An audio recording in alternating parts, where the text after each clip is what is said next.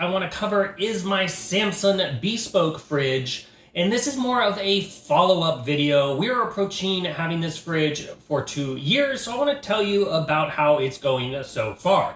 If you are interested in the full detailed review, I'm going to include a link in the description that will take you to that review. There's also a link that will take you to Samsung's website where you can check out a lot more options of what they have now for the BeSpoke family versus when I bought this fridge. When I bought it, it basically only came in 2 versions. Now they have a ton more options, so I'm sure there's something they have for your style.